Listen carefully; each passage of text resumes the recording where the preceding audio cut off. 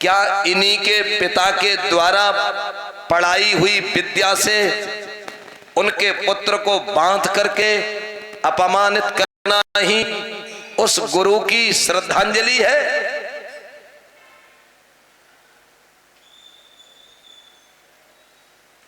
कौन इन गौरवशाली शब्दों को कह सकता है?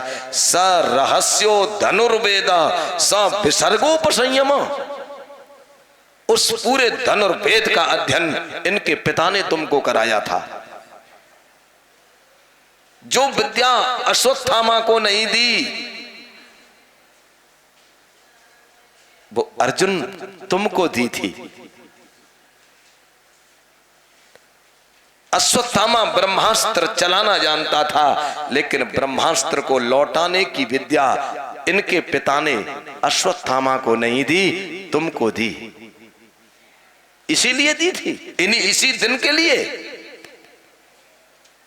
छोड़ दो इसको। कोई है भारतवर्ष की ऐसी नारी जिसके 5 पुत्रों को जो मार दे, सिरों को काट ले, और वो माता फिर भी धर्म का अनुसरण कर रही हो? धीरज धर्म मित्र और नारी आपतकाल पर के उचारी। कोई कितना बड़ा धर्मात्मा है इसका पता तो विपत्ति में पता चलता है कि कितना धैर्य है, कितना धर्मात्मा है। इतनी भीषण विपत्ति में जो धर्म को धारण किए है, उस माता द्रौपदी की बराबरी करने वाली नारी इस सृष्टि में कोई हुई नहीं है। ऐसी भीषण परिस्थिति में और धर्म का जो अनुसरण कर रही हो। स एष भगवान द्रोण प्रजा रूपेण वर्तते। हे अर्जुन, ये तुम्हारे गुरु द्रोणाचार्य ही पुत्र के रूप में खड़े हैं। छोड़ दो इनको।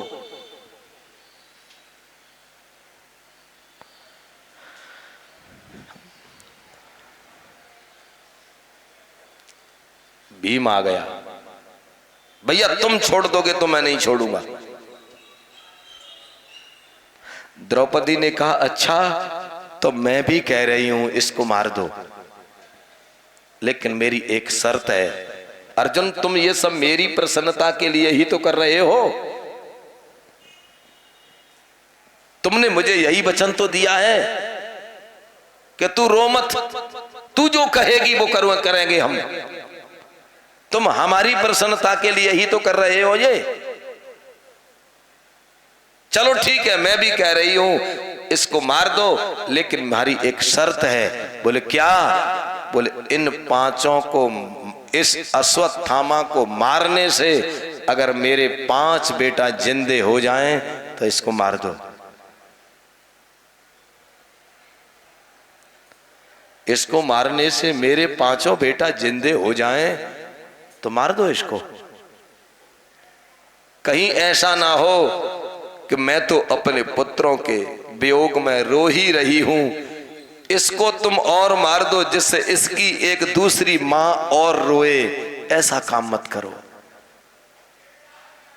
5 पुत्रों के मरने के कारण अभी तो केवल एक मां रो रही है, और इसको मार करके तुम इसकी मां कृपी को क्यों रुलाना चाहते हो?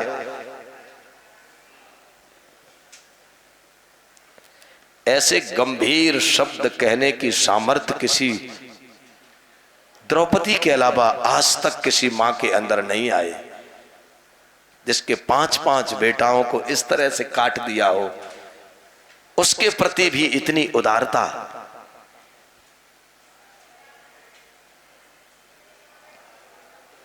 भगवान श्री कृष्ण आ जाते हैं।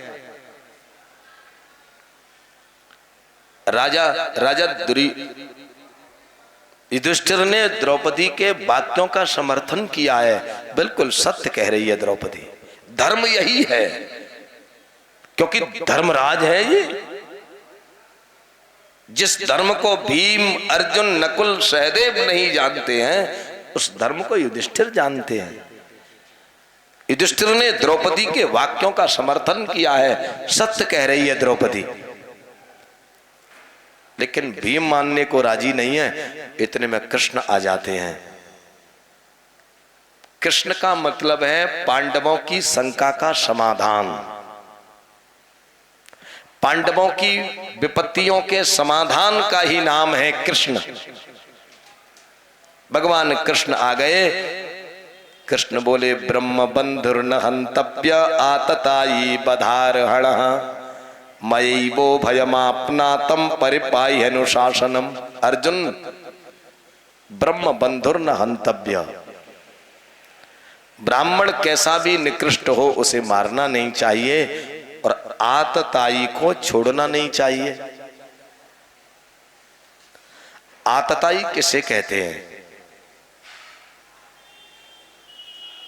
अग्निदो गरदश्चैव शस्त्रपाणिर्धनापः क्षेत्रदार हरश्चैव षडेते आततायिनः। 6 लोगों को आतताई कहते हैं और 6 लोगों को मारने में शास्त्र में अपराध नहीं है। अग्निदो, जो गांव में, नगरों में, शहरों में जो आग लगा दे वो आतताई होता है, उसको मारने में दोष नहीं है। किसी को धोखे से जहर खिला करके मार दे वो भी आतताई है, उसको भी मारने में दोष नहीं है। शस्त्रपाणिर धनापा, और हाथ में हथियार लेकर के लोगों को मारता फिरे वो भी आतताई है, उसको भी मार देना चाहिए। और धनापह, दूसरे के धन को जो डांका डाल करके दूसरे के धन का जो अपहरण कर ले वो भी आतताई है, उसको मार देना चाहिए। क्षेत्रदार, किसी की जमीन को जो हड़प ले, किसी के प्लाट पर कब्जा कर ले, किसी की जमीन पर कब्जा कर ले, वो व्यक्ति भी आतताई है, उसको भी मारने में अपराध नहीं है। क्षेत्र दारहरश्चैव, दारा माने स्त्री, किसी की कन्या का जो अपहरण कर ले, किसी की स्त्री का जो अपहरण कर ले वो व्यक्ति भी आतताई है, उसको भी मारने में पाप नहीं लगता है।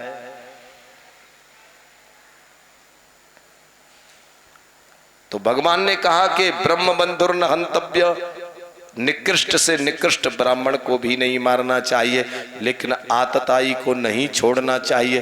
अब अश्वत्थामा इस समय निकृष्ट ब्राह्मण भी है और आतताई भी है।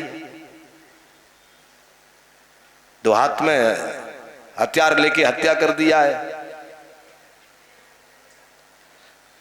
श्री कृष्ण के संकेत को अर्जुन समझ जाते हैं और अश्वत्थामा के माथे में जो मणि है, यहां से माथे को काट करके उस मणि को निकाल लेते हैं।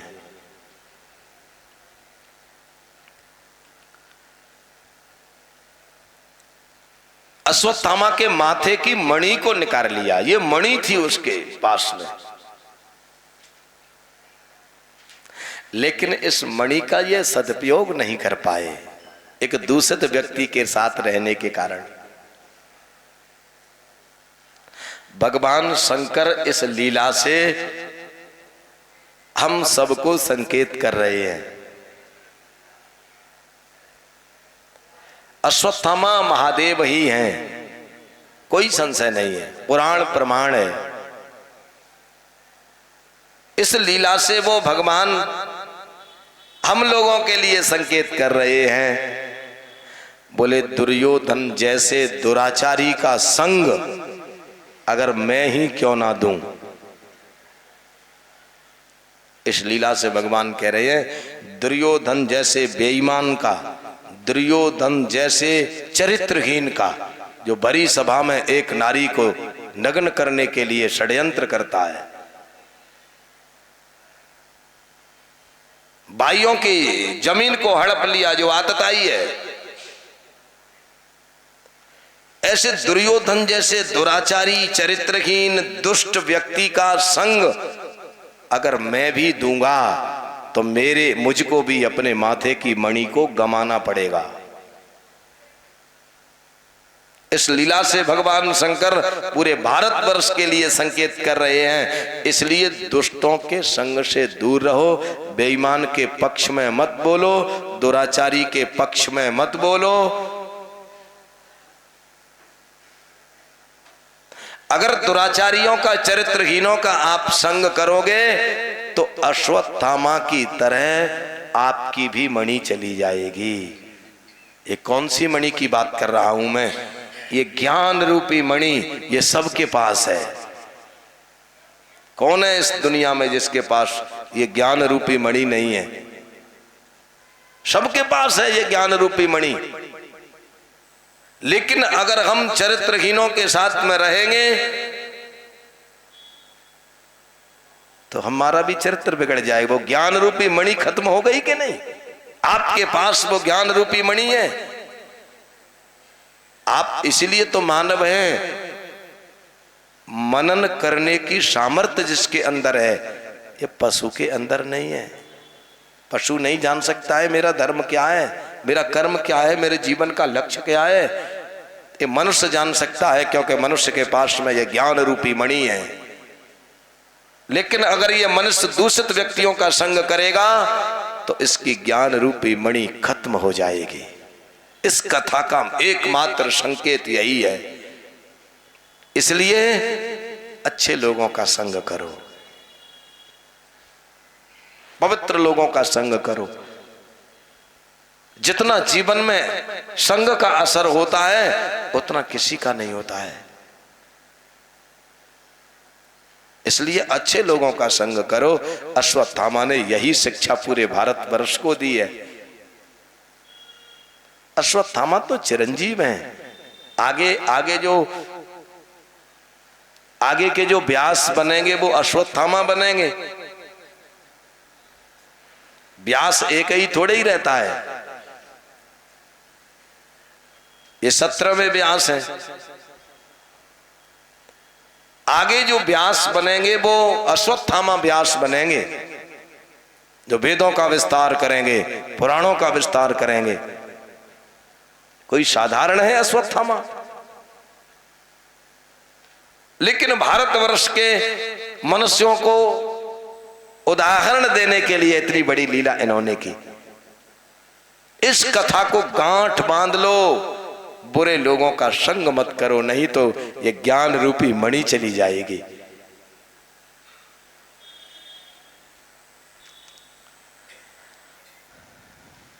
अंत में भगवान श्री कृष्ण पांडवों को लेकर के, कुंती, गांधारी आदि को लेकर के उन पुत्रों की आत्म शांति हेतु गंगा के तट पर पहुंचते हैं। जो 5 पुत्र मर गए हैं उनके लिए तिलांजलि दी है। दातुम सकृष्णा गंगायाम पुरस्कृत्य ययुस्त्रियः, वो द्रौपदी, वो गांधारी, वो कुंती सब उपस्थित हैं यहाँ। वहां माता गांधारी भी विलाप करती है, क्योंकि वो भी तो अपने पुत्रों को गमा बैठी है। गांधारी ने भी अपने पुत्रों शांतयामा समुनिर्भिर हत बंधून छुचार पितान,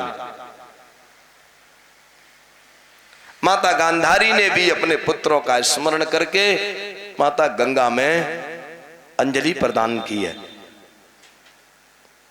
इस कथा से इतना और सीख लो, आप भी गंगा में स्नान करें, एक डुबकी अपने पितरों के नाम की लगाओ। एक डुबकी में आप स्नान कर लिए, एक डुबकी अपने आराध्य की लगा दो, एक डुबकी अपने पितरों के लिए लगाओ। सूर्य को अर्घ दो। सूर्य के अर्घ के बाद आपके जो पूर्वज हैं उनका चिंतन करके गंगा के जल की अंजलि उनके निमित्त भी दो। इससे तुम्हारा ऋण बहुत हल्का हो जाएगा और सुख मिलेगा।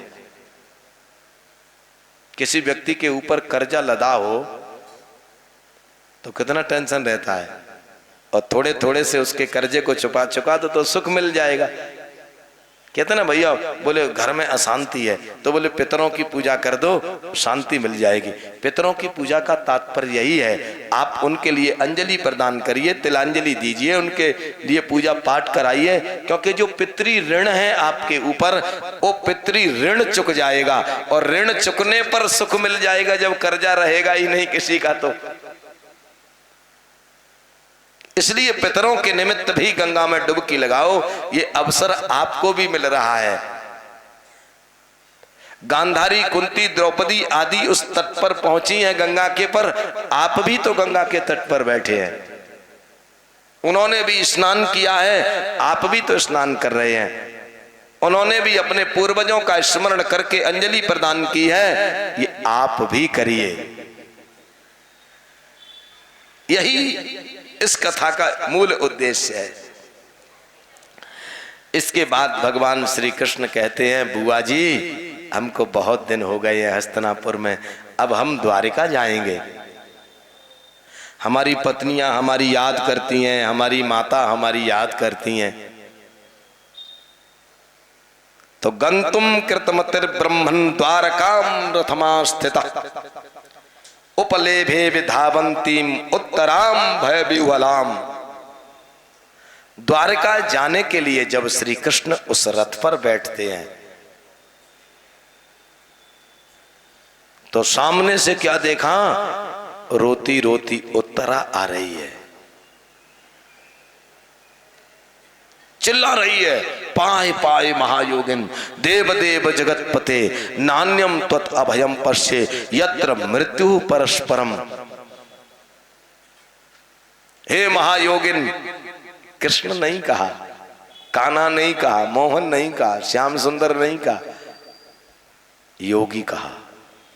हे योगी, हे योगी, क्योंकि इस समय उत्तरा के जीवन का समाधान मोहन नहीं कर पाएगा, मुरली वाला नहीं कर पाएगा, श्याम सुंदर नहीं कर पाएगा। इस समय तो कोई योगी ही उसके काम आएगा। इसलिए कृष्ण को योगी कहकर के संबोधन कर रही है, मेरी रक्षा करो हे योगी, मेरी रक्षा करो हे योगी, मेरी रक्षा करो। देव देव जगतपते, हे जगत के पति, मेरी रक्षा करो। भगवान बोले, अरे उत्तरा तू इतनी पागल क्यों हो रही है? तेरे तो 5 ससुर हैं, वो कैसे कैसे बलवान है, वो भीम अर्जुन नकुल सहदेव युधिष्ठिर। तुम उनके पास जाओ ना रक्षा के लिए। मैं क्या कर सकता हूं? अस्त्र शस्त्र मैं नहीं रखता, हथियार मेरे पास नहीं, धनुष मेरे पास नहीं, एक बांसुरी है बस, इसे बजाता फिरता हूं मैं। अपने ससुरों के पास जाओ जो कितने बलवान हैं। उत्तरा ने क्या कहा? नान्यम त्वत् अभयम पश्ये। हे योगराज, तुम्हारे अलावा अभय दान देने वाला दुनिया में दूसरा कोई नहीं है। यत्र मृत्यु परस्परम, यहां तो सब मरने जीने वाले लोग हैं।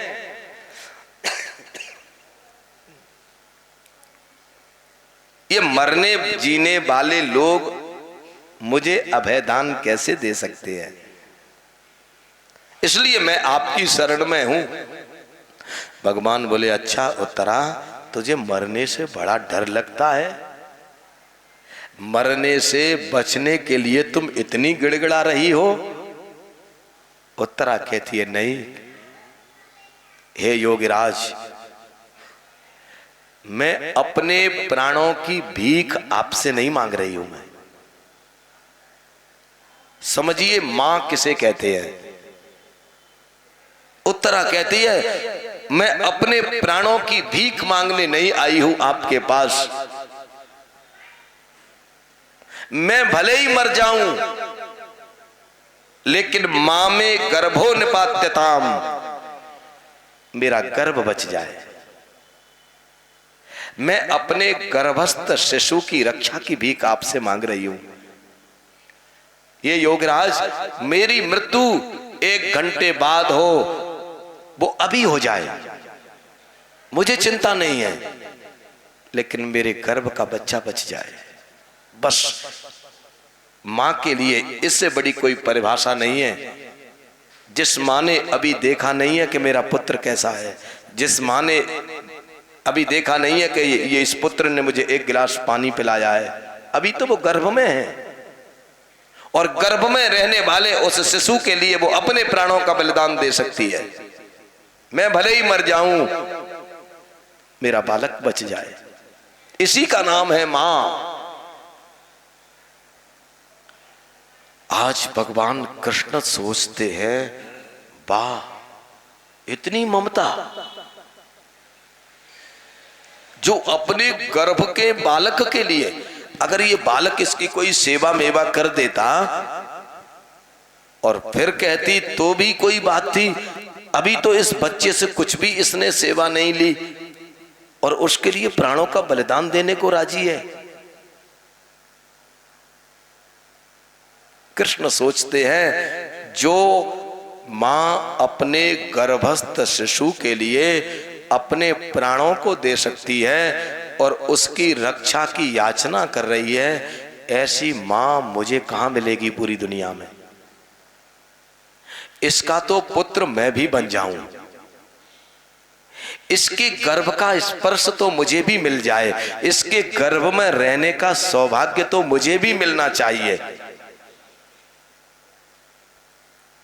इसीलिए भगवान कृष्ण कहते हैं, उत्तरे तू मुझको पुत्र की दृष्टि से देख, मैं तेरे गर्भ में प्रवेश करूंगा। और यही हुआ, कृष्ण उत्तरा के गर्भ में प्रवेश करके उस बच्चे की रक्षा की है। कृष्ण तो चुटकी बजा के रक्षा कर सकते थे, कृष्ण तो बाहर रहते हुए भी उस गर्भस्थ शिशु की रक्षा कर सकते थे, लेकिन उत्तरा के गर्भ में घुस करके रक्षा क्यों की है?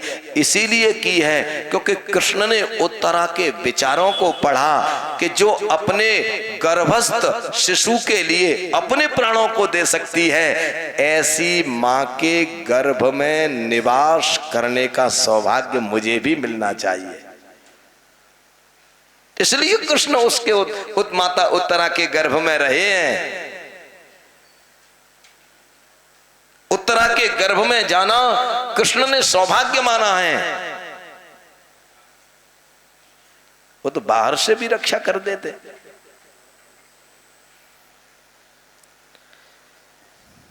अगर कहें कि भगवान कृष्ण ने उत्तरा को धन्य किया है, नहीं नहीं, उत्तरा जैसी माता के गर्भ में जाकर के कृष्ण अपने को धन्य मान रहे हैं। उत्तरा जैसी माता के गर्भ में जाकर के वो कृष्ण अपने को धन्य मान रहे हैं।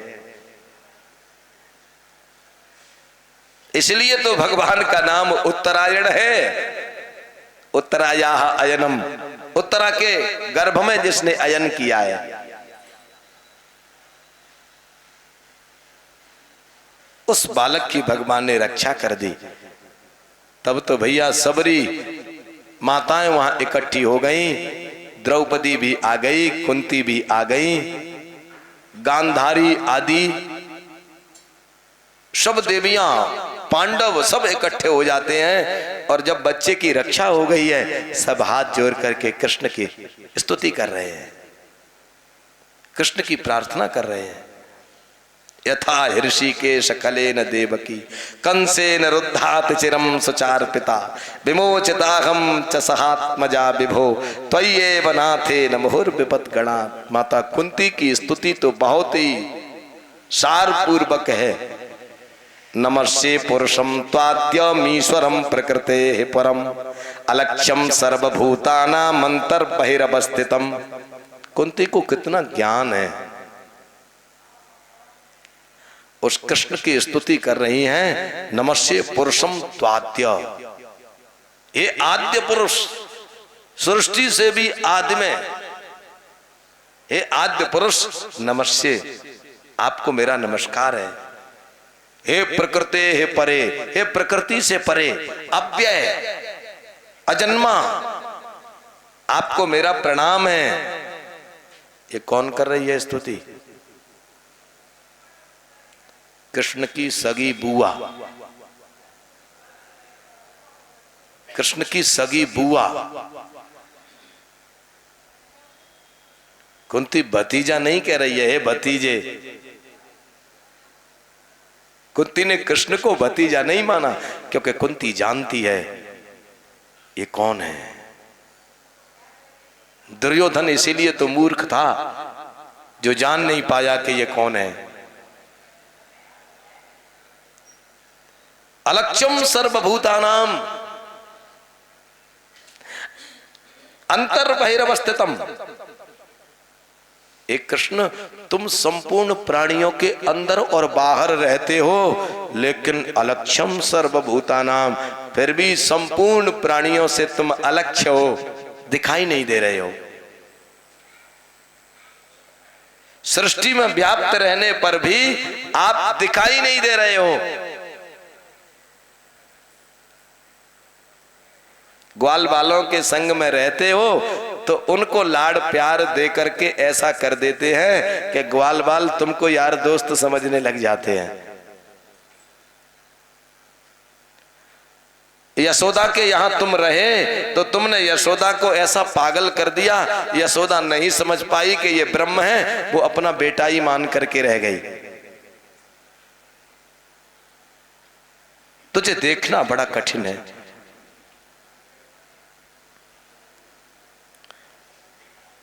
भगवान बोले बहुत बहुत बड़ी स्तुति है। कुंती की जो स्तुति है बहुत सार गर्भित स्तुति है। भगवान बोले बुआ तुमने खूब स्तुति कर ली, अब अपने मन की भी तो कुछ बताओ कि हम तुम्हारे लिए क्या करें, क्या दें तुमको। कुंती बोली अच्छा हमको दोगे तुम?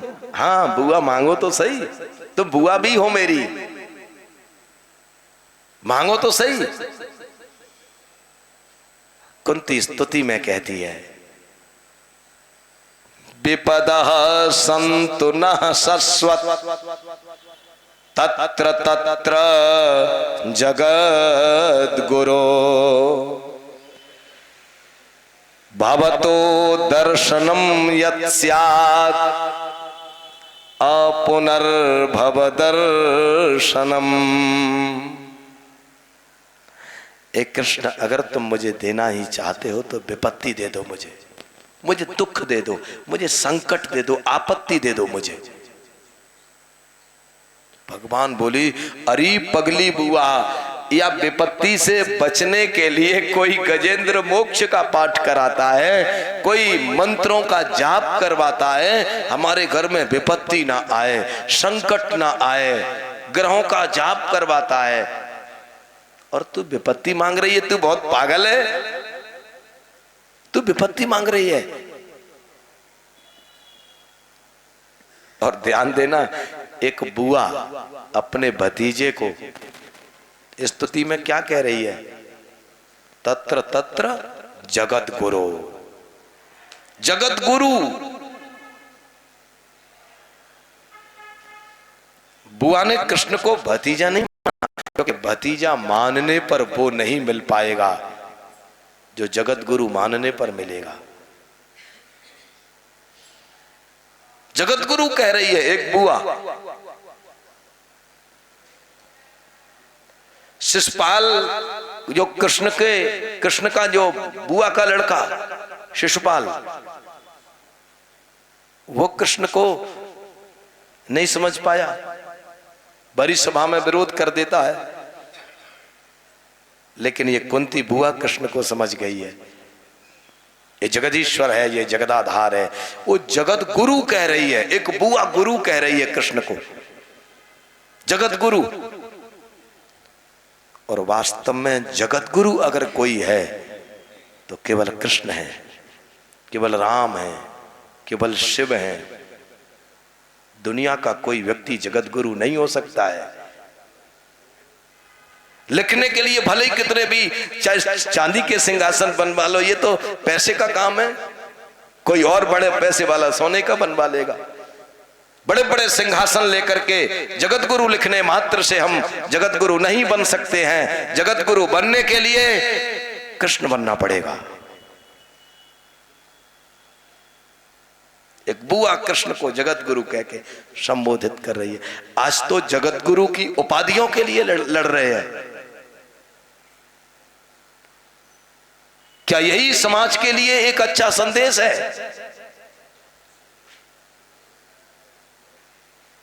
जगत गुरु कृष्ण है, जगत गुरु राम है, जगत गुरु शिव है। संसार का कोई प्राणी जगत गुरु नहीं हो सकता है। मुझे विपत्ति दे दो, मुझे विपत्ति दे दो।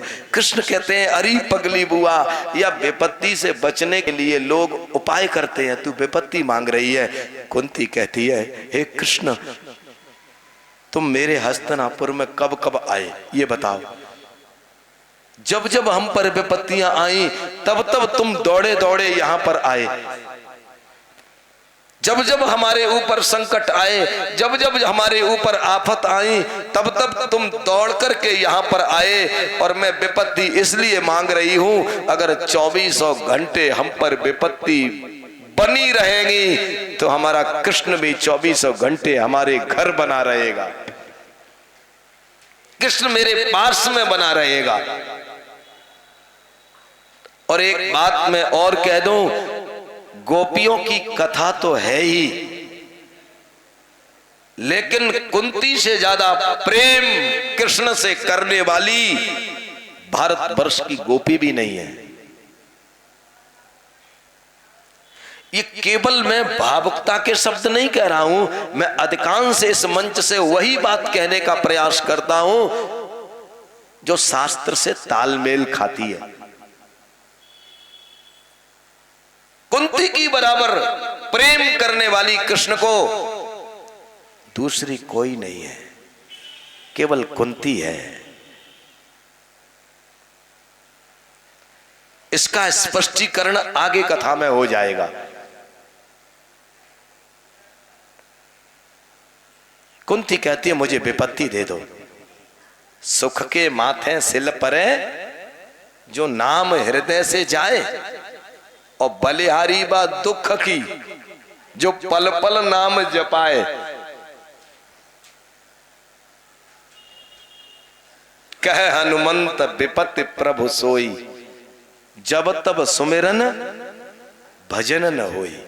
सबसे बड़ी विपत्ति वही है जिस दिन हम सुबह जग करके अपनी संध्या वंदन ना कर पाए। ये ब्राह्मण के लिए सबसे बड़ी विपत्ति है। सुबह जग करके अगर कोई स्त्री, शूद्र, पुरुष भगवत भजन ना कर पाए, राम नाम का जाप ना कर पाए, कृष्ण का स्मरण ना कर पाए, शिव का स्मरण ना कर पाए, तो उनके जीवन की सबसे बड़ी विपत्ति है वो।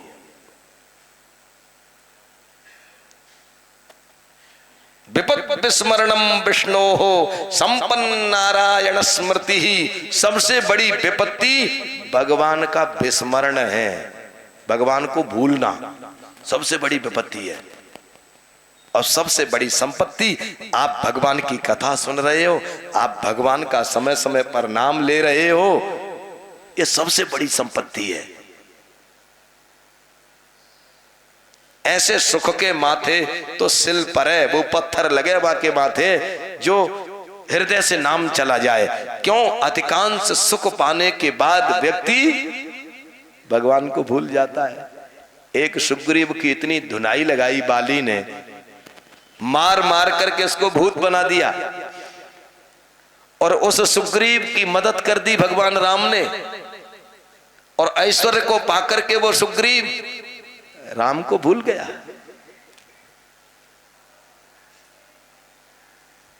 वो भूल गया कि मैंने राम को क्या वचन दिया है, मेरा मित्र। ये सुख ऐसा ही होता है।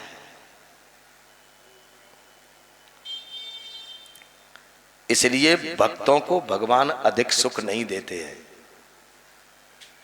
और जिसे अधिक सुख दे दें समझ लेना भगवान ने उससे अपना मुंह मोड़ लिया है। मठ, माया और स्त्री और जगत व्यवहार ये संतन को तब मिले जब कोपे करतार। इसलिए इनको प्राप्त करने के बाद बड़ी सजगता से, बड़ी सावधानी से इनका इस्तेमाल करके अपने जीवन की यात्रा करनी चाहिए। सुखों को पाकर के, बड़े बड़े मठों को पाकर के महात्मा को नहीं भूलना चाहिए, उस प्रभु को धन पाकर के भक्तों को नहीं भूलना चाहिए, पद ज्ञान ये सब पाने के बाद विद्वानों को नहीं भूलना चाहिए। भगवान को भूलना सबसे बड़ी विपत्ति है।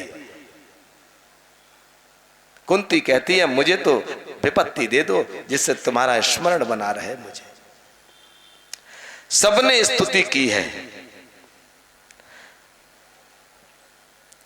अंत में भगवान सांत्वना देते हैं सबको। और कृष्ण जा रहे थे द्वारिका, लेकिन बुआ के लाड़ प्यार ने कृष्ण को रख लिया। लाला आज मत जा, तू चला जाएगा मेरा मन नहीं लगेगा। कितना प्रेम करती है कुंती। कृष्ण को रोक लिया। हस्तिनापुर में ही भगवान कृष्ण रुक गए। देखा एकांत में युधिष्ठिर बैठे हैं। युधिष्ठिर के पास भगवान गए तो देखा युधिष्ठिर तो आंखों में आंसू बहा रहे हैं एकांत में बैठे बैठे। भगवान कृष्ण पहुंच गए। दादा क्या बात है, तुम रो क्यों रहे हो? इस हस्तिनापुर से तुम कभी कभी बाहर भी घूम लिया करो। युधिष्ठिर कहते हैं कृष्ण बस मैं बाहर नहीं निकल सकता हूं। मैं महलों से जब बाहर निकलता हूं तो नगर के लोग मेरा जय जयकार करते हैं, मुझे विजेता कहते हैं। लेकिन हे कृष्ण मैंने कौन सी विजय प्राप्त कर ली? अपने ताऊ के लड़कों को, पुत्रों को मार करके मैं कौन सा विजेता बन गया? मैं अपनों को मार करके मैं कौन सा विजेता बन गया? मैं ये गिलानी मेरा पीछा नहीं छोड़ रही है। पारक्यस्यैव देहस्य बहवो मेक्षौ हिणीर हता। इस नाशवान शरीर के लिए मैंने कितनी अक्षौहिणी सेनाएं मरवा डाली। ये गिलानी मेरा पीछा नहीं छोड़ रही है। भगवान कृष्ण सोचने लगे अगर मैं युधिष्ठिर को उपदेश दूंगा तो बात समझ में नहीं आएगी, क्योंकि मुझे ये अपना संबंधी मानता है। और किसी पिता का पुत्र कितना भी बड़ा विद्वान ज्ञानी हो, लेकिन पिता की दृष्टि में तो वो पुत्र है। किसी का पति कितना भी विद्वान हो, पत्नी की नजर में तो वो पति है। जहां संबंध रहेगा वहां उपदेश का असर नहीं होगा।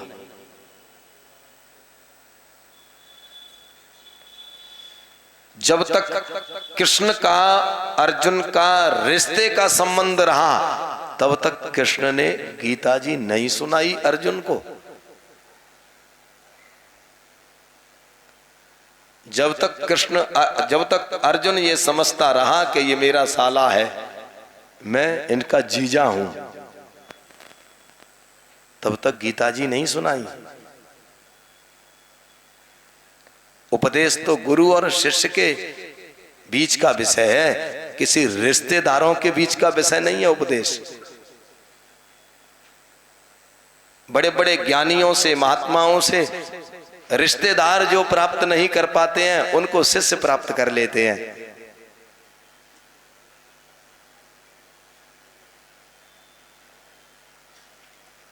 अर्जुन भी जब तक कृष्ण को अपना साला समझता रहा, अपने को जीजा मानता रहा, तब तक कृष्ण ने वो अध्यात्म विद्या नहीं सिखाई अर्जुन को। और जब अर्जुन ने हताश होकर के कह दिया, कार्पण्य दोषोपहत स्वभाव पृच्छामि त्वाम धर्म सम्मूढ़ चेता यच्छ्रेयस्यान्निश्चितं ब्रूहि तन्मे शिष्यस्तेऽहं साधि मा त्वाम प्रपन्नम। अर्जुन जब सब तरह से हताश होकर के कह देता है, कायरता के दोष ने मेरे चित्त को अपहत कर दिया है, अब मैं नहीं समझ पा रहा हूं धर्म क्या है अधर्म क्या है, हे कृष्ण मुझे मार्ग दो, मुझे ज्ञान दो।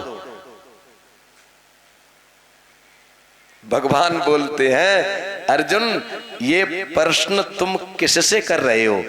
अपने साले से?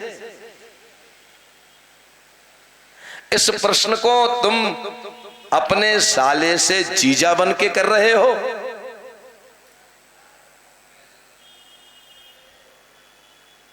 नहीं नहीं, आप मेरे साले नहीं हैं, मैं आपका जीजा नहीं हूं। इस साले और जीजा की जंजीर को आज मैं खत्म कर रहा हूं केशव, हमेशा के लिए। तो कौन है तू? बोले शिष्यस्ते हम साधिमा त्वाम प्रपन्नम, मैं केवल और केवल आपका शिष्य हूं और आप मेरे गुरु हैं। संबंधों की जंजीर को आज मैं यही समाप्त कर रहा हूं, केवल और केवल मैं आपका शिष्य हूं और आप मेरे गुरु हैं, इसके अलावा कोई दूसरा रिश्ता नहीं है हमारे और आपके बीच में। और जब अर्जुन शिष्यता को प्राप्त कर लेता है, कृष्ण को गुरु के रूप में स्वीकार कर लेता है, तब वो कृष्ण केवल और केवल 45 मिनट में गीता के माध्यम से अर्जुन के अंदर पूरे अध्यात्म बोध को भर देते हैं। इसलिए गुरुओं से ज्ञान को प्राप्त करने की बड़ी बड़ी पद्धतियां लिखी हुई हैं। स गुरु में भाव गच्छेत समित पाणि श्रोत्रियम ब्रह्मनिष्ठम। गुरुओं से ज्ञान प्राप्त करने की पद्धतियां क्या हैं?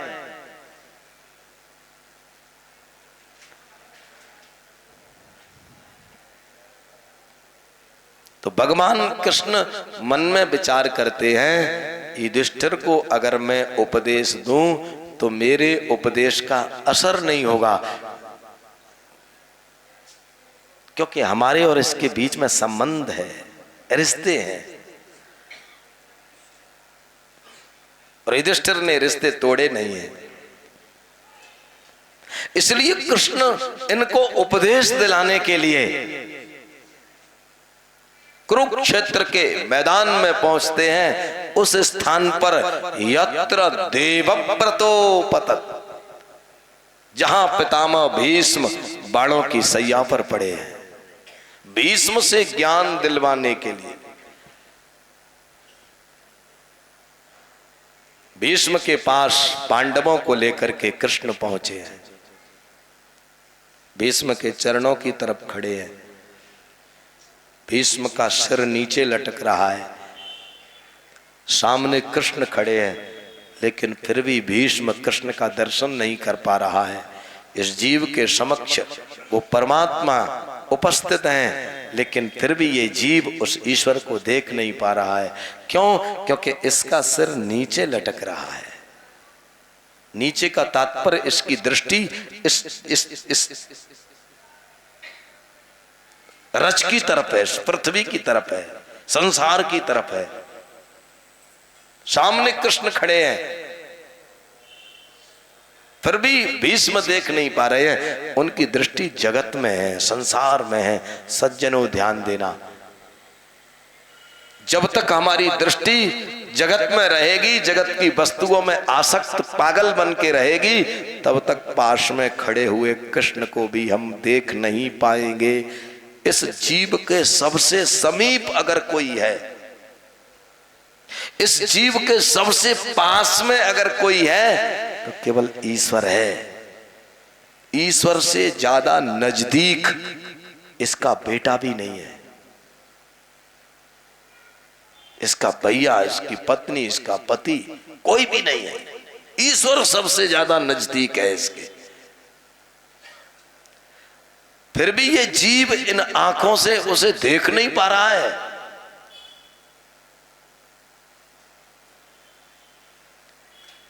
क्योंकि इसकी दृष्टि भौतिक व्यवहारों में पागल हो गई है, भौतिक संबंधों में इसकी आसक्ति है। ईश्वर को देखने की, जानने की फुर्सत इस जीव को नहीं है, क्योंकि ये तो यहाँ अच्छी बिल्डिंग बनाने आया है, इसको तो बिल्डिंग बनाने की चिंता है, इसको बच्चे को बड़े पद पर प्रतिष्ठित करने की चिंता है, इसको समाज में नाम कमाने की चिंता है। इसको जीव को ईश्वर को देखने की फुर्सत कहाँ है? इतने नजदीक जो इसके है ये देख नहीं पा रहा है। बस यही इसका अज्ञान है। इसकी स्थिति ऐसे हो रही है जैसे तृतीय स्कंध में कपिल भगवान ने माता देवहूति को किया है। मेरे उदाहरणों के माध्यम से ही आगे की कथाएं चल रही हैं। कपिल जी महाराज ने तृतीय स्कंध में इस चित्त को दर्पण कहा है। ये जो चित्त है ना, ये दर्पण है, ये शीशा है। जैसे शीशा पर अगर रज जम गई है, धूल जम गई है, तो क्या आप अपनी आकृति देख पाएंगे? नहीं देख पाएंगे। फिर क्या करना चाहिए? कोई सूती सा कपड़ा ले लो, जल के छींटा मारो, अच्छी तरह से उसको पोंछ दो।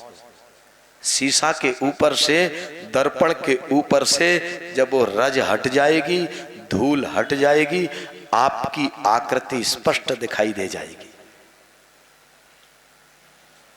कपिल भगवान ने इस चित्त को दर्पण कहा है।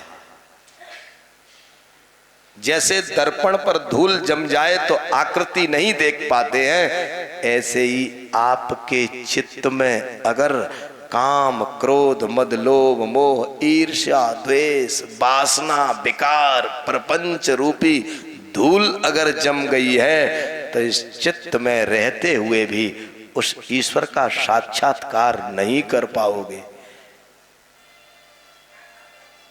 दर्पण में अगर आकृति देखनी है तो वस्त्र से उस दर्पण के ऊपर से धूल हटा दो। इसी प्रकार इस चित्त में स्वांतस्थमीश्वरम, इस अंतःकरण में उस ईश्वर का साक्षात्कार करना है तो साधना के द्वारा, गुरु के द्वारा, इन पुराणों की कथा के द्वारा इन्हीं को वस्त्र बना करके और इसके ऊपर से वासना रूपी धूल को हटा दो। वो चित्त में उस ईश्वर का साक्षात्कार इस जीव को हो जाएगा। वो दूर नहीं है, सबसे नजदीक है। भीष्म सामने खड़े हुए कृष्ण को नहीं देख पा रहे हैं, अर्जुन का सहारा लिया। अर्जुन ने बाण भीष्म के सिर में मारा और सिर में जब बाण लगाया, तकिया लगा। अब कथानक के रूप में कुछ भी कह लो, बाण मारा, सिर ऊपर को उठा और जगत से, इस संसार से जब दृष्टि ऊपर को उठी, सामने आई तो किस पर पड़ी? कृष्ण पर पड़ी। अर्जुन ने उस सिर को जगत से उठाया ऊपर। अर्जुन कौन है? अर्जुन गुरु है। अर्जुन शब्द के अर्थ बहुत हैं, एक अर्थ यह भी है उनमें, आ माने अकारो वासुदेवा, आ माने कृष्ण, अजुनक्ते, आ में जो जुड़ा है, आ से जो जुड़ा है, आ माने कृष्ण ब्रह्म, इस ब्रह्म से जो जुड़ा है वो अर्जुन है। ऐसा गुरु हमें ईश्वर का दर्शन करा सकता है जिसने ईश्वर का साक्षात्कार कर लिया है। जो स्वयं प्रपंच में है वो हमें कैसे ईश्वर को दिखा सकता है? ऋग्वेद में भगवान की वाणी यही है। वेद भगवान कहते हैं, हे संसार के जीव, अगर तू ईश्वर को पाना चाहता है तो एक गुरु की शरण ले ले। लेकिन गुरु कैसे, गुरु की शरण कैसे, गुरु की शरण? तम पृच्छता स जगाम स्वेद स चिकित्वान ईयते सान्वीयते तस्मिन् संतप्त प्रससजा तस्मिन् निष्ठया सबाजस्य सबसः सुस्मिनस्पतिः। तम पृच्छता, तू उससे पूछ, उस गुरु से पूछ। स जगाम, जो वहां तक पहुंच गया है।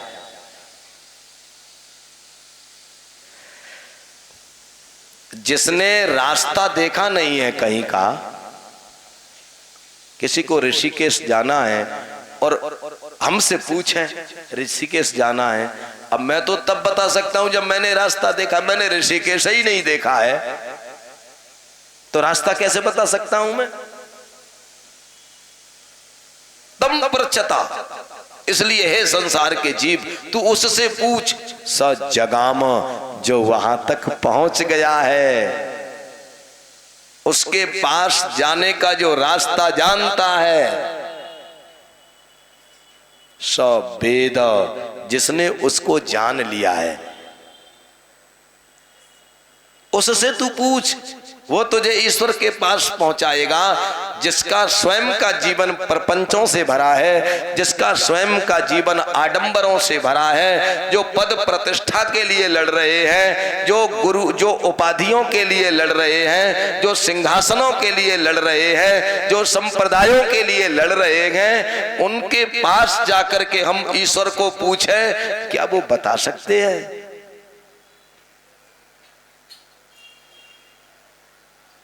सवेद, जिसने उसको जान लिया है, जो वहां तक पहुंच गया है अपनी साधना के द्वारा, अपने गुरुओं की सन्निधि के माध्यम से, जिसने उसकी अनुभूति कर ली है, उस गुरु के पास तू जा। सौ चिकित्वान, वो तेरा इलाज कर देगा।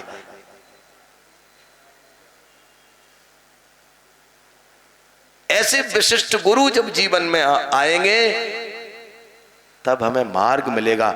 लेकिन एक बात मैं और कह दूं इस ऋषभ देव गुरु कृपा यूट्यूब चैनल के माध्यम से, कि इस काल नेमियों की भीड़ में एक अच्छे गुरु का मिलना बहुत कठिन है। दुनिया में सब कुछ मिल जाएगा, अच्छे लोगों का मिलना बहुत कठिन हो गया है, अच्छे गुरुओं का मिलना बहुत कठिन हो गया है। काल नेमियों की इतनी भीड़ है, हनुमान जैसे ज्ञानियों में अग्रगण्य भी आश्चर्यचकित हो जाते हैं। जब तक हमारे जीवन में कोई अच्छा गुरु नहीं आएगा तब तक ईश्वर को कैसे जान पाएंगे? लेकिन अच्छा गुरु मिले कैसे, ये भी तो एक प्रश्न है। इसका समाधान भी है। हम अच्छे गुरु को क्यों नहीं प्राप्त कर पाते हैं? हम चाहते हैं हम बुरे बने रहें, गुरु अच्छा हमें मिल जाए। हम बुरे बने रहें, हम व्यसन करते रहें, हम 2 नंबर का काम करते रहें, गुरु हमको 1 नंबर ही मिले। हम नशा करें, गुरु हमको ऐसा मिले जो नशा नहीं करे। हम बुरे बने रहें, गुरु हमको अच्छा मिल जाए। ऐसा कैसे हो सकता है? ध्रुव जी महाराज तो किसी गुरु के पास नहीं गए, ध्रुव के पास स्वयं गुरु आ गए। जीवन में अगर आप चाहते हो हमें एक श्रेष्ठ गुरु मिल जाए, एक अच्छा गुरु मिल जाए, इसके लिए यही उपाय है, आप अच्छे बन जाओ। जिस दिन आप अच्छे बन जाओगे उसी दिन आपके जीवन में एक अच्छा गुरु आ जाएगा। एक ऐसा गुरु आ जाएगा जिसके जीवन में कोई व्यसन नहीं है, जिसके जीवन में वासना लेश मात्र नहीं है। हम अगर बुरे बने रहे तो अच्छा गुरु हमें कैसे मिल जाएगा? प्रसिद्ध गुरु मिल सकता है, अच्छा गुरु नहीं मिल सकता है। और जब तक जीवन में एक अच्छा गुरु नहीं मिलेगा तो जीवन का समाधान नहीं हो सकता है। अर्जुन का तात्पर्य है जो आ से जुड़ा है, ब्रह्म में जो जुड़ा है, ब्रह्म को जो जानता है, ऐसे सदगुरु को प्राप्त अगर कर ले तो उस अर्जुन ने बाण मारा, एक ज्ञान रूपी बाण, गुरु ज्ञान रूपी बाण मार करके इस जीव की जो दृष्टि संसार में फंसी है उस दृष्टि को ज्ञान रूपी बाण के द्वारा संसार से हटा करके ब्रह्म की तरफ कर देगा। तब पितामह भीष्म जैसे जीव उस ब्रह्म का दर्शन कर लेंगे। कृष्ण का दर्शन पितामह भीष्म ने किया। तथाप्येकांत भक्तेषु पश्य भूपानुकंपितम यन्मेषु त्यजतः कृष्ण साक्षात् दर्शनमागतः।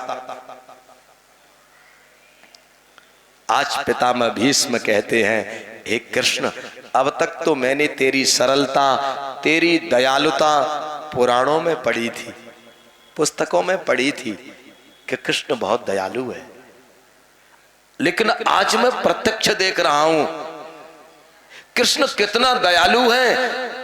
ये बातें मैंने किताबों पुस्तकों में पढ़ी थी, लेकिन आज मैं प्रत्यक्ष देख रहा हूं। क्या देख रहा हूं? क्योंकि आपको पता था कि भीष्म मेरे पास नहीं आ सकता है। जो बाणों की सैया पर टंगा है वो चल करके कृष्ण का दर्शन कैसे कर सकता है? आज पितामह भीष्म आंखों में आंसू भर के कृष्ण की दयालुता के विषय में कहते हैं, कृष्ण कितना दयालु है, मैं आंखों से देख रहा हूं। कृष्ण को पता था कि मेरा पितामह भीष्म बाणों की सैया पर टंगा है, वो चल करके मेरे पास नहीं आ सकता है, इसलिए आप स्वयं चल करके मुझे दर्शन देने आए हो। आपकी दयालुता का वर्णन कौन कर सकता है? हे दयालु, हे कृष्ण, भक्त्या वेश्य मनो यस्मिन् वाचा यन्नाम कीर्तयन् त्यजन् कलेवरम योगी मुच्यते काम कर्म भी। शरीर का विसर्जन करते समय ऐसे दयालु कृष्ण का दर्शन जिसे हो जाए उसका तो जीवन धन्य हो जाता है। जाकर नाम मरत मुख आवा, अधमऊ मुकुत होए सुरते गावा। मरते समय जिसके मुख में उसका नाम आ जाए अधम व्यक्ति भी मुक्त हो जाता है। आप तो साक्षात मेरे सामने खड़े हैं, मुझे दर्शन देने आए हैं। बहुत सुंदर प्रकरण है पितामह भीष्म का। भीष्म कितने महान हैं ये जानने के लिए उनके इस शब्द को पढ़ लो। श्री भीष्म उवाच। सबके लिए श्री नहीं लिखा है, 4-5 महान पुरुषों के लिए श्री लिखा है। भीष्म के नाम के आगे श्री भीष्म उवाच। भीष्म जी महाराज ने बड़ी सुंदर स्तुति की है भगवान की।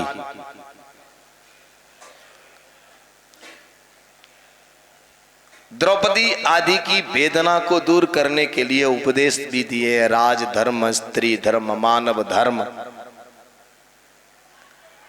पितामह भीष्म जब धर्म का व्याख्यान कर रहे हैं तो कहते हैं कि द्रौपदी को हंसी आ गई। अच्छा, द्रौपदी कभी प्रवचनों के मध्य में हंस सकती है? द्रौपदी के इस प्रकरण को इतना प्रचलित बना लिया, लोग कहते हैं बोले द्रौपदी की हंसी ने महाभारत करा दिया। उस जो राजस्वी यज्ञ का जो विषय था ना, जहां पानी था वहां कपड़े और जहां समतल था वहां पानी को समतल समझ के चले गए कूद। वो कहते द्रौपदी हंस की ना, कहीं नहीं लिखा है, पूरे महाभारत को पढ़ लेना, द्रौपदी कहीं नहीं हंसी है, भीम हंसा है। द्रौपदी नहीं ऐसी है, और ना ही इस प्रकरण में द्रौपदी ऐसी है। वामस स्वभावा कृपया नाम च, द्रौपदी तो वामस स्वभाव वाली नारी है। हाँ, द्रौपदी को गिलानी होती है उपदेश सुन करके, तब द्रौपदी कहती है पितामह आज तुम स्त्री धर्म आदि धर्मों का वर्णन कर रहे हैं, और जिस समय सभा में मेरी साड़ी खींची जा रही थी उस समय ये धर्म कहाँ चला गया था? तो पितामह भीष्म ने यही उत्तर दिया, उस समय मैंने दुर्योधन जैसे दुराचारी बेईमान के अन्न को खाया था। उस बेईमान के अन्न को खाने के कारण उस अन्न से रस रक्त मांस मेदा मज्जा अस्थि शुक्र सप्त धातु बने, उनसे मेरी बुद्धि बनी, वो मलिन हो गई थी। महाराज श्री के श्री चरणों में मेरा सादर दंडवत प्रणाम।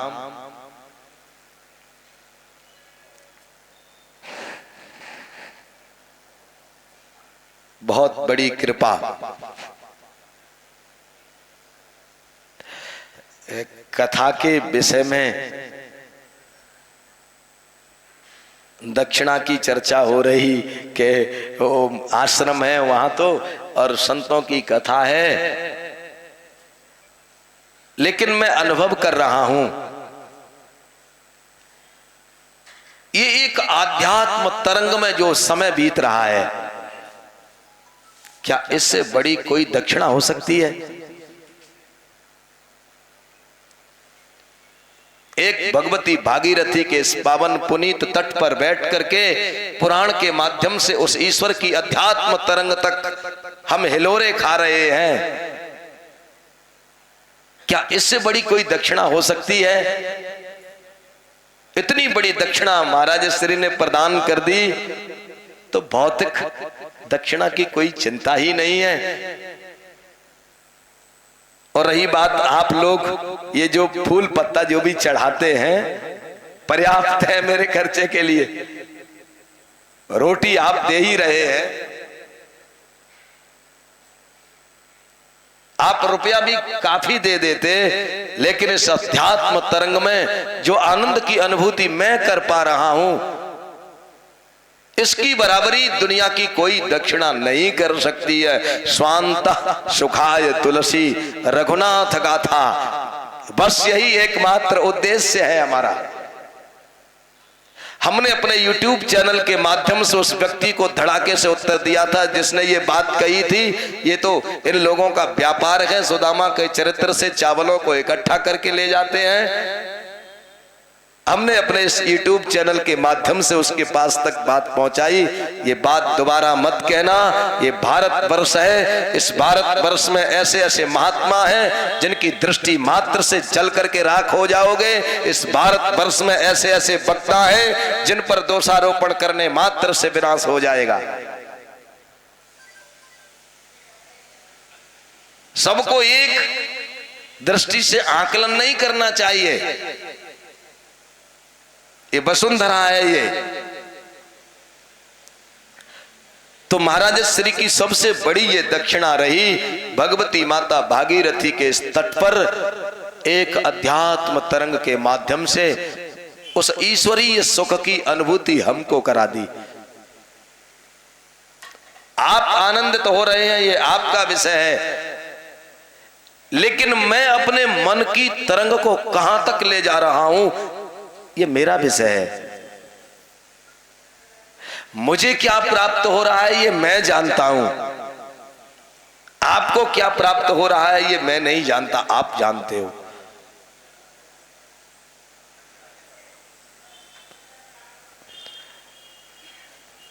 द्रौपदी से पितामह भीष्म कहते हैं मैंने बेईमान के अन्न को खाया, इसलिए मेरी बुद्धि विकृत हो गई और मैं धर्म का निर्णय नहीं कर सका। सज्जनों ध्यान देना, अखिल भारतवर्षीय धर्म संघ गोस्वामी कृपात्री फाउंडेशन की तरफ से ऋषभदेव गुरु कृपा YouTube चैनल के माध्यम से इस विषय को साक्षी करके मैं भारतवासियों से निवेदन करता हूं, आप इस दूषित धन से बचने की कोशिश करिए। दुनिया के जितने विकार हैं वो धन के माध्यम से आपके घर में प्रवेश करते हैं। इस धन के दोष को पांडव जैसे महामनीषी नहीं रोक पाए। जिनके रथ की लगाम कृष्ण पकड़ते थे, वो पांडव भी इस कुद्रव्य की चपेट में आकर के संकटों का सामना करना पड़ा उनको। श्रीमद् देवी भागवत में राजा जन्मे जैसे जब वेद व्यास भगवान यज्ञ की महिमा का विस्तार करते हैं कि यज्ञ तो ऐसी है जिसका चिंतन करने मात्र से प्राणियों के पाप जल करके राख हो जाते हैं, तब राजा जन्मे जय ने तुरंत रोक दिया व्यास जी को। गुरुदेव, आप यज्ञ की इतनी बड़ी महिमा कह रहे हैं, पांडवों ने, हमारे पूर्वजों ने भी तो यज्ञ किया था। उस राजसूय यज्ञ को करने के बाद ऐसा कौन सा संकट था जो नहीं आया हमारे पूर्वजों पर? उस यज्ञ का फल कहां चला गया? उस यज्ञ में दिए हुए ब्राह्मणों के आशीर्वाद कहां चले गए? व्यास जी को यही कहना पड़ा, राजन जन्मेजय, कुद्रव्य योगात वैगुण्यम, बोले दूषित धन के कारण वो यज्ञ हुआ था। उस यज्ञ में दूषित धन आने के कारण उस यज्ञ में वैगुण्यता हो गई, उसका फल उल्टा हो गया। सज्जनों, ये विषय बहुत लंबा है और इसको सुनने की अब हिम्मत भी नहीं रही है, इसलिए इतना संकेत कर रहा हूं, इस दूषित धन से बचने की कोशिश करो। आप किसी को 500 रुपया का दान नहीं कर पाते हो तो कोई बात नहीं, 100 रुपये का कर दो, लेकिन बेईमानी के धन कमा करके 500 मत करो।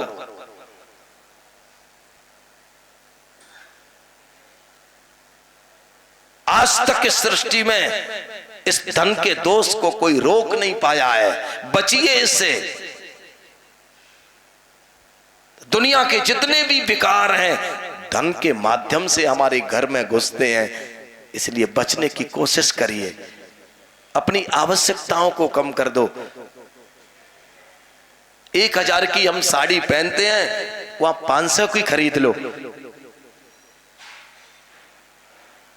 आवश्यकताओं को कम करके इस जीवन को बचाने की कोशिश करिए। इतना अनमोल मानव का शरीर हमें मिला, ये दोबारा नहीं मिलेगा। ये बहुत बड़ा ईश्वर को पाने का एक ऑफर है ये। इसके अलावा परमात्मा को पाने के लिए आपके पास कोई रास्ता नहीं बचेगा। इसलिए तनिक से सुखों के लिए इस अनमोल जीवन को मत गमाओ। एक भीष्म जैसा ज्ञानी इस बात को स्वीकार कर रहा है, बेटी द्रौपदी, एक बेईमान के अन्न को खाने के कारण मेरी बुद्धि मलिन हो गई और मैं धर्म का निर्णय नहीं कर सका। बेटी मुझे क्षमा कर देना, मैंने बहुत बड़ा अधर्म कर दिया।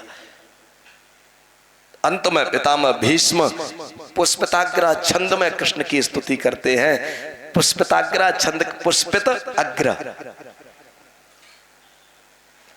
खिला हुआ पुष्प छंद का नाम है, क्योंकि पितामह भीष्म बाणों पर टंगे हैं तो पेड़ में से फूल कैसे तोड़ के ला सकते हैं।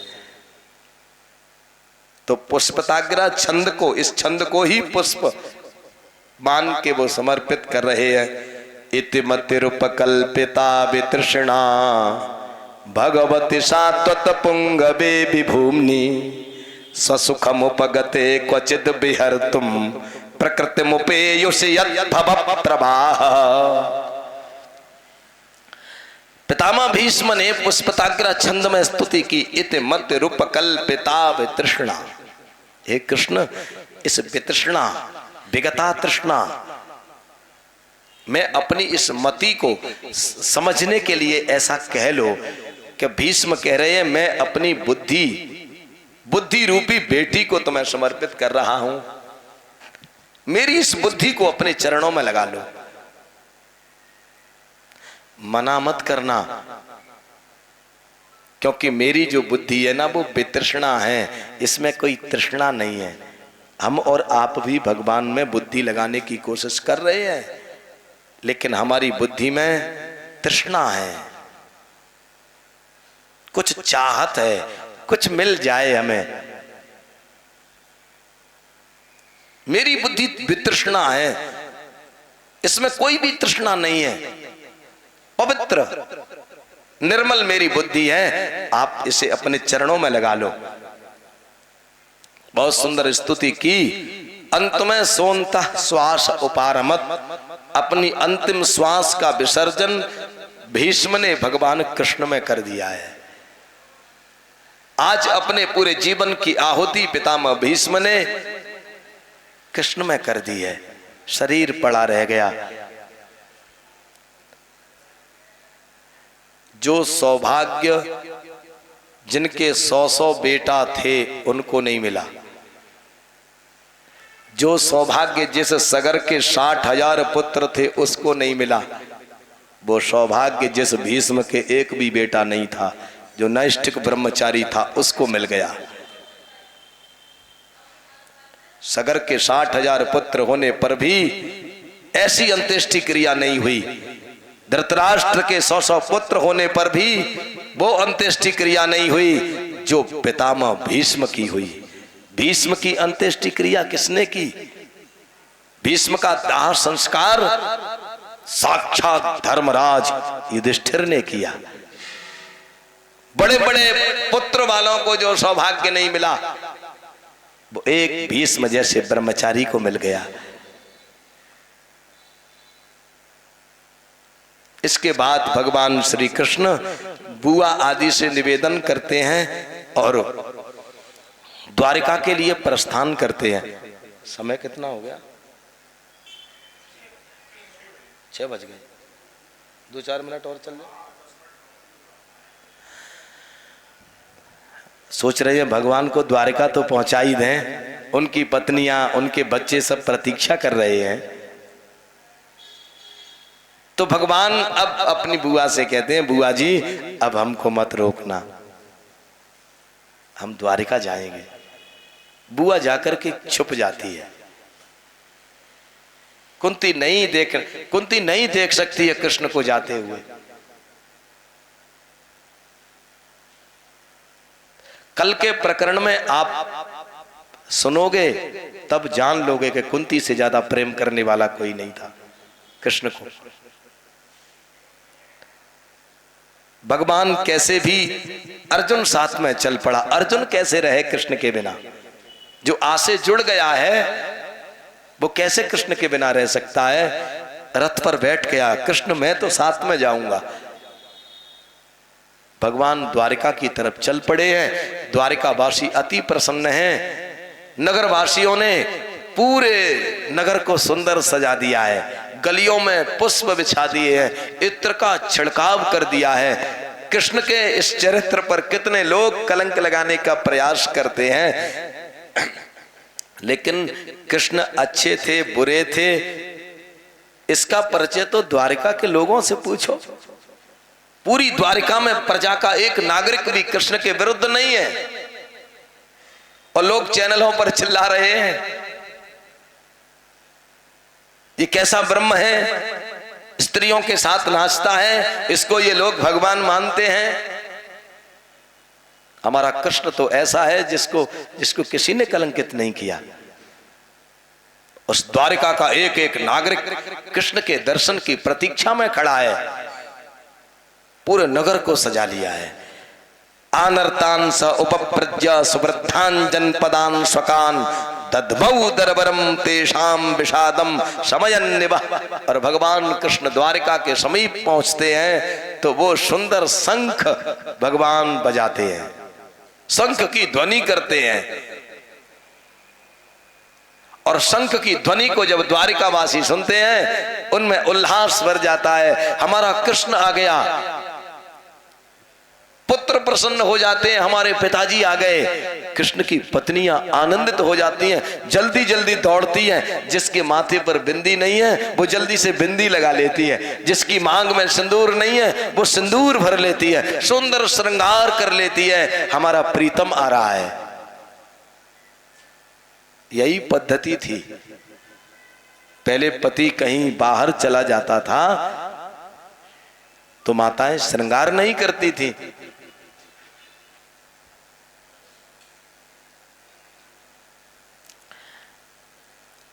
पत्नी का श्रृंगार पति के लिए होता है। एक बड़ी सुंदर सी एक तुक्ति है, जीव जीवन जगत में मिला है तुझे, भावना भाव भक्ति भजन के लिए, मन के मंदिर की मूरत तू ऐसी सजा, जैसे सजती है सजनी सजन के लिए। अपने मन के मंदिर की मूर्ति को तू इतनी सुंदर सजा ले जैसे एक पतिव्रता नारी अपने पति के लिए श्रृंगार करती है। कृष्ण के शंख की ध्वनि को सुन करके पूरी द्वारिका में हलचल मच गई है। प्रजा के नागरिक अपनी अपनी तैयारियां कर रहे हैं, माली दौड़ रहे हैं, सुंदर सुंदर फूल लेके आ रहे हैं कृष्ण के लिए। पुत्र प्रसन्न हो रहे हैं, पिताजी आ रहे हैं, पत्नियां प्रसन्न हो रही हैं, सुंदर श्रृंगार कर लेती हैं, अपने महलों को सजा लेती हैं। और कृष्ण उस द्वारिका में प्रवेश करते हैं। द्वारिका का एक एक नागरिक कृष्ण के नाम का जय घोष कर रहे हैं, द्वारिकाधीश की, द्वारिकाधीश की जय जयकार हो रही है कृष्ण की।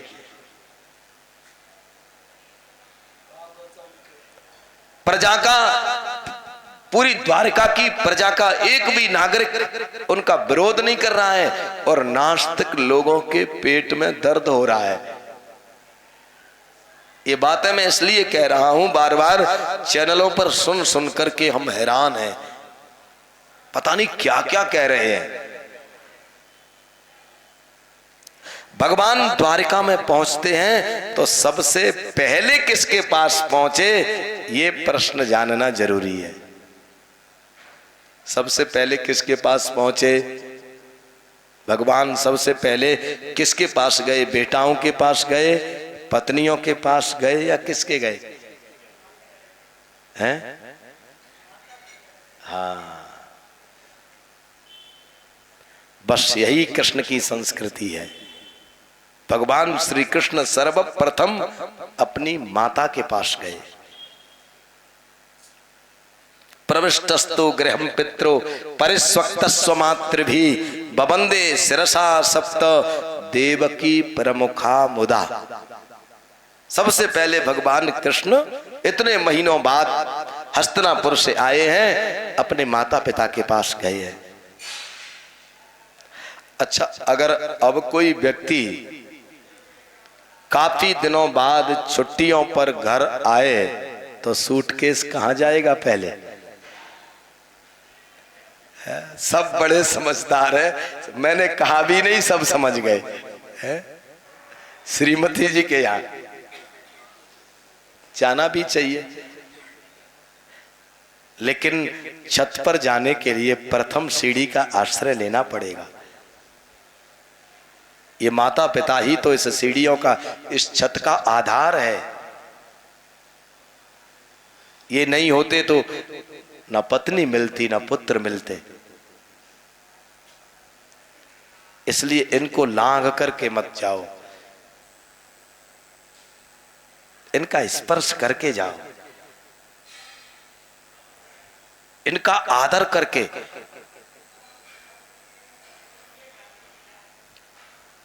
भगवान कृष्ण अपने माता पिता के पास पहुंचते हैं और कैसे प्रणाम कर रहे हैं? बबंदे शिरसा, अपने माथे को चरणों में रख करके प्रणाम कर रहे हैं। लोग कृष्ण पर टीका टिप्पणी करते हैं, उन मूर्खों से पूछो, कृष्ण जैसा प्रणाम करते हैं वैसा तो तुम प्रणाम करना भी नहीं जानते हो। कृष्ण तो अपने माता पिता के चरणों में अपने माथे को रख करके प्रणाम कर रहे हैं। भगवान कृष्ण की कितनी माता हैं?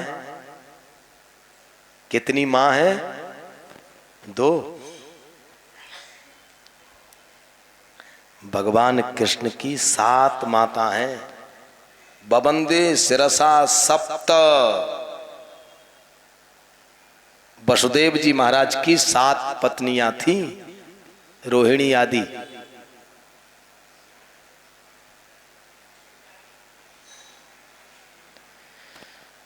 तो कृष्ण ने सातों माताओं के चरणों में रख करके प्रणाम किया है।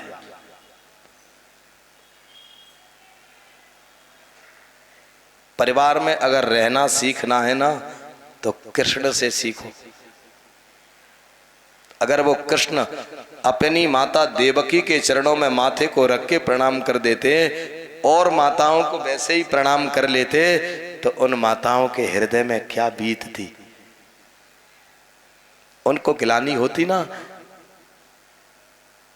अगर ये हमारे गर्भ से जन्मा हुआ बेटा होता तो ही तो हमें हमारे चरणों में माथे को रख के प्रणाम करता। ये देवकी का बेटा है, इसलिए देवकी को चरणों में सिर रख के प्रणाम किया है। ये बात आती कि नहीं? लेकिन कृष्ण के यहां नहीं आ सकती है। कृष्ण के शिष्टाचार में कहीं कमी नहीं निकल सकती है। कृष्ण ने तो अपने परिवार में धर्म की प्रतिष्ठा, संस्कारों की प्रतिष्ठा कर ली है। कुछ दिनों पहले किसी प्रसिद्ध वक्ता ने यह बात कह दी व्यासपीठ से कि जो कृष्ण अपने परिवार में धर्म की स्थापना नहीं कर पाया वो दुनिया में क्या करेगा। इतना कहने मात्र से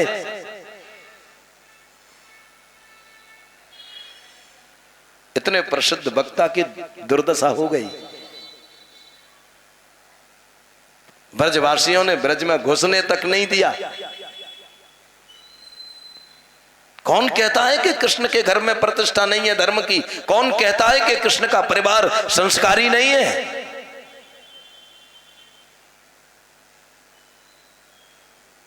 कृष्ण सातों माताओं के चरणों में अपने माथे को रख करके प्रणाम कर रहे हैं। सज्जनों, आज इन चरित्रों को सुनने की फुर्सत कहाँ है? और कोई वक्ता सुनाना भी चाहे तो श्रोता सुनने को राजी कहाँ है? क्योंकि उन्हें चौथे दिन नंदोत्सव चाहिए, रुक्मिणी मंगल में नाच गाना चाहिए, सुदामा चरित्र का वो दृश्य चाहिए। बस यही कथा सीमित रह गई। चौथे दिन नंदोत्सव कर दो, पांचवें दिन गोवर्धन लीला कर दो, छठवें दिन रुक्मिणी विवाह कर दो, सातवें दिन सुदामा चरित्र कर दो, भागवत हो गया पूर्ण। कृष्ण ने जिन चरित्रों में मर्यादा की स्थापना की है वो आवश्यक है। वो कथाएं विलुप्त होती जा रही हैं। जिसने द्वारिका में के कृष्ण की अगर कथा नहीं सुनी उसने भागवत में कुछ भी नहीं सुना। एक भारतवर्ष का बेटा वो परब्रह्म परमात्मा पुत्र बन करके आता है तो पुत्र की मर्यादा को निभा रहा है। अपने सिर को माताओं के सातों माताओं के चरणों में रख करके प्रणाम कर रहा है। ताह पुत्रम अंकमारोप्य स्नेह स्नुत पयोधरा अर्ष विह्वलितात्मान शिशुर नेत्र जैर जलैहि। इसके बाद माता देवकी अपने लाडले को अंक में लपेट लेती है। आंखों से इतने आंसू निकले देवकी के कि कृष्ण के घुंघराले घुंघराले केस भींग गए हैं। उनमें से आंसू, केसों में से आंसू निकल करके टपक रहे हैं और उनके स्तनों में से दूध निकल रहा है। वो कृष्ण को अंक में लपेटे हैं, स्तनों से दूध निकल रहा है, आंखों से आंसू निकल रहे हैं। अपने पुत्र को अभिषिक्त कर दिया। ऐसा लग रहा है एक माता ने अपने ममता के आंसुओं से उस ब्रह्म के ऊपर अभिषेक कर दिया हो। और उस कृष्ण को भी ऐसा लग रहा है जो सुख मुझे सृष्टि में कहीं नहीं मिला वो मुझे अपनी मां के इस आंचल में मिल रहा है। जिनके स्तनों से दूध, आंखों से आंसू, ऐसा अभिषेक तो भारतवर्ष में मेरी मां के बिना मेरा कौन कर सकता है? कोई व्यक्ति दूध, दही, घी, शहद से अभिषेक कर सकता है, लेकिन जो अभिषेक माता देवकी ने कृष्ण का किया कोई नहीं कर सकता है। अपने पुत्र को लपेटे लपेटे बहुत समय हो गया। देवकी का मन नहीं कर रहा है मैं अपने पुत्र को अपने से अलग कर दूं, लेकिन फिर भी देवकी के अंदर चिंता लगी है कृष्ण की बहुओं की। देवकी के मन में यह विचार आ रहा है, जिस प्रकार कृष्ण पर मेरा अधिकार है उसी प्रकार इस कृष्ण पर इसकी पत्नियों का भी अधिकार है। कृष्ण मेरा पुत्र है तो ये किसी का पति भी है, इसलिए कृष्ण को अब मैं ज्यादा देर तक अपने पास नहीं रखूं, इसे इसकी पत्नियों के पास भेज दूं। बाहरे भारतवर्ष की सास हो तो देवकी जैसी, जिनकी दृष्टि में बहुओं के प्रति चिंता है, जिसे लग रहा है इतने वर्षों बाद मेरा कृष्ण आया है, तो जिस प्रकार मुझे लग रहा है कि मैं अपने कृष्ण को अंक में लपेटे रहूं, ऐसे ही इसकी बहुओं को भी तो लग रहा होगा एक कृष्ण मेरा है, वैसे ही बहुओं का भी है। इसलिए देवकी कृष्ण से कहती है, बेटा तुम्हारी बहू तुम्हारी पत्नियां तुम्हारी प्रतीक्षा कर रही हैं, तुम उनके भवनों में चले जाओ, उनके महलों में चले जाओ। एक सास को बहुओं की चिंता है और देवकी कृष्ण को महलों की तरफ भेज देती हैं, पत्नियों के पास भेज देती हैं। सज्जनों, इस कथा को सुनकर के चित्त में धारण कर लो, परिवार में अगर बहू बहू बन के रहे, सास सास बन करके रहे, तो भी काम चलने वाला नहीं है। जिस परिवार की सास देवकी बन जाए और बहू बेटी बन जाए, वो घर द्वारिका बन जाएगा, वो घर द्वारिका बन जाएगा। कृष्ण अपनी पत्नियों के भवनों में प्रवेश करते हैं, वहां पर प्रत्येक पत्नी ने अपने अपने भवनों को सुंदर सजा लिया है। कृष्ण विचार करते हैं, सबसे पहले मैं किस रानी के पास जाऊं, कौन सी पत्नी के पास जाऊं। अगर मैं रुक्मिणी के पास जाऊंगा तो सत्यभामा नाराज हो जाएगी कि ये तो केवल रुक्मिणी से प्रेम करते हैं, इसीलिए उसके पास पहले गए हैं। भगवान क्या करते हैं, 16,108 रूप धारण कर लेते हैं और एक साथ सब रानियों के भवनों में प्रवेश करते हैं। प्रत्येक रानी को यही लग रहा है कि हमारा प्रीतम केवल हमसे प्रेम करता है, इसलिए सबसे पहले हमारे पास आया। रुक्मिणी उस समय पलंग पर बैठी हैं, कृष्ण महल में प्रवेश कर गए, रुक्मिणी को नहीं पता है। कृष्ण खड़े हैं, रुक्मिणी पलंग पर बैठी है और उनके चित्त में केवल कृष्ण के दर्शन का चिंतन चल रहा है। मेरा प्रीतम आएगा, मैं किस तरह उससे मिलूंगी, कैसे मैं प्रेम करूंगी उनसे, ये उनके हृदय में चल रहा है। पलंग पर बैठी है और कृष्ण सामने खड़े हैं। अचानक से जब रुक्मिणी नजर ऊपर करती हैं तो देखा कृष्ण खड़े हैं। एकदम से वो तुरंत पलंग से खड़ी हो जाती है। पतिम प्रोष गृहान पागतम विलोक्य संजात मनो महोत्सवा उत्थस्तुरारा सहसा सनासयात शाकम व्रतैर्व्रीडित लोचना ननाहा। तुरंत वो रुक्मिणी पलंग से खड़ी हो जाती है, कान पकड़ लेती है। भगवान बोले, अरे पगली, अभी तो तू ठीक ठाक थी, अब तुझे क्या हो गया, कान पकड़े है। स्वामी, मुझसे गलती हो गई है। क्या गलती हो गई? बोले, आप खड़े थे और मैं पलंग पर बैठी थी, ये मुझसे त्रुटि हो गई है। कौन कहता है कि कृष्ण के परिवार में मर्यादा नहीं है? कौन कहता है कि कृष्ण ने अपने परिवार में धर्म की प्रतिष्ठा नहीं की है? एक कृष्ण की पत्नी जानती है मेरी मर्यादा क्या है। शाकम व्रतैर्व्रीडित लोचना ननाहा। ब्रीडा माने लज्जा, लज्जा के कारण रुक्मिणी ने आंखें नीचे कर ली हैं, अपने पति से आंख नहीं मिला पा रही है। मैंने गलती कर दी है, मेरा पति खड़ा है, मैं पलंग पर बैठी हूं, ये पत्नी की संस्कृति नहीं है, ये मैं भूल कर बैठी हूं।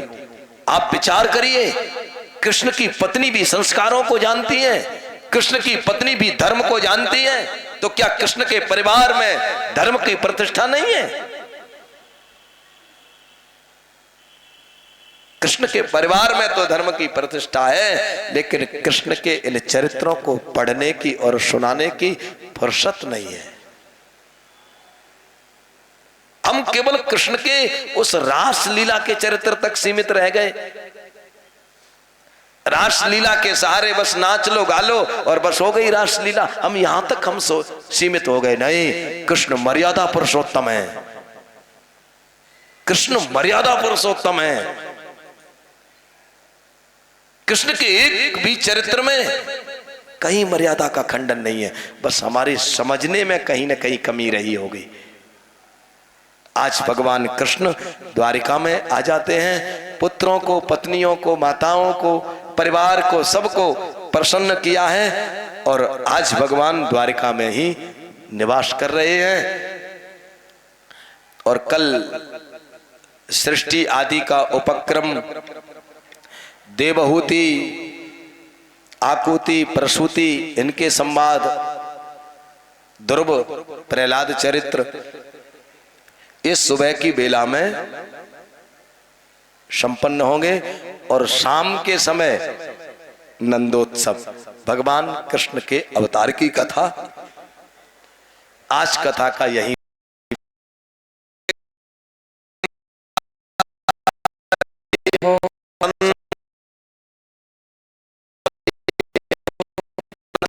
विभूषित श्री लाल बाबा जी महाराज के जय जय श्री हर हर महा।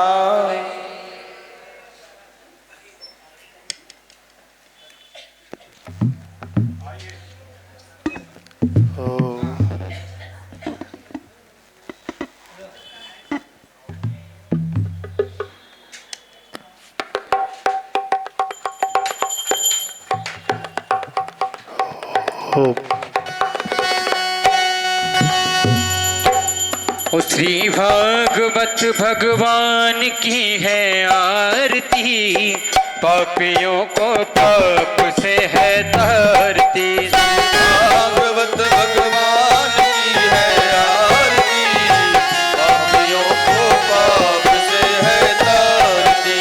भागवत भगवान की है आरती, पापियों को पाप से है तारती। श्री भागवत भगवान की है आरती, पापियों को पाप से है तारती। ये अमर ग्रंथ, ये मुक्ति पंथ, ये पंचम वेद निराला, तब ज्योत जगाने वाला। ये अमर ग्रंथ, ये मुक्ति पंथ, ये पंचम वेद निराला, नव ज्योत जगाने वाला। ये अमर ग्रंथ, ये मुक्ति पंथ, ये पंचम वेद निराला, नव ज्योत जगाने वाला। ये पंचम वेद निराला, नव ज्योत जगाने वाला। हरि नाम यही, हरि धाम यही, हरि नाम यही, हरि धाम यही, हरि नाम यही, हरि धाम यही, हरि नाम यही, हरि धाम यही। जग के मंगल की आरती, पापियों को पाप से है तारती। श्री भागवत भगवान की है आरती, पापियों को पाप से है तारती।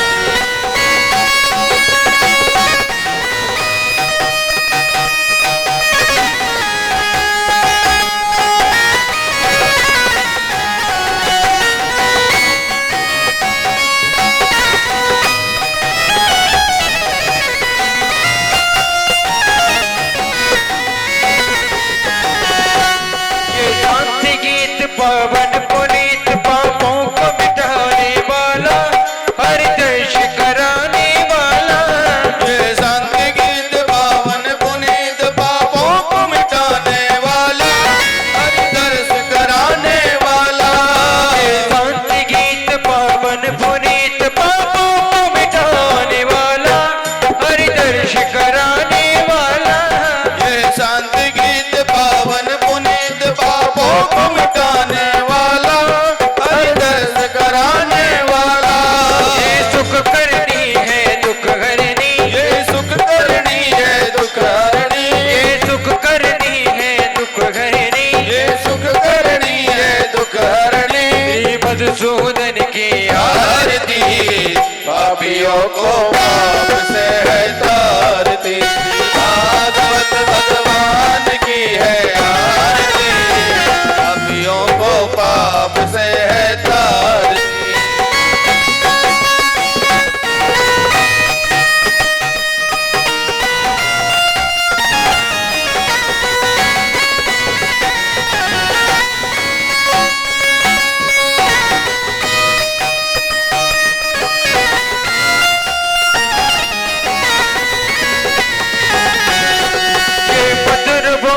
जगपंथ खोल सन्मार्ग दिखाने वाला, बिगड़ी को बनाने वाला।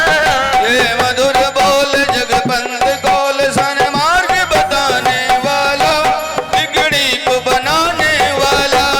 ये मधुर बोल जगपंथ खोल सन्मार्ग दिखाने वाला, बिगड़ी को बनाने वाला।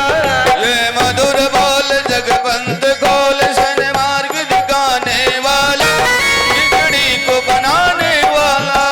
हनुमान यही प्रहलाद नहीं, हनुमान यही प्रहलाद यही, श्री राम यही घनश्याम यही, श्री राम यही घनश्याम यही, जग के मंगल की आरती, पापियों को पाप से है तारती, श्री भागवत भगवान की आरती, पापियों को पाप से है तारती। कर्पूर गौरव करुणावतारम, संसार सारम भुजगेन्द्रहारम, सदा वसन्तं हृदयारविन्दे, भवं भवानी शरणं नमामि। त्वमेव माता च पिता त्वमेव, त्वमेव बन्धो च सखा त्वमेव, त्वमेव विद्या द्रविणं त्वमेव, त्वमेव सर्वं मम देव देव। मात्रमद्वैतम् द्वयम् भ्रामितम् केशवोपरि अङ्गलगनमनुष्याणाम् सर्वं पापं विभो जलेन शीतलीकरणं पुष्पैर्देवताभिवन्दनं हस्ताभ्याम् आत्मवन्दनम् आरार्तिग्रहणम् आयु प्रज्ञा यशो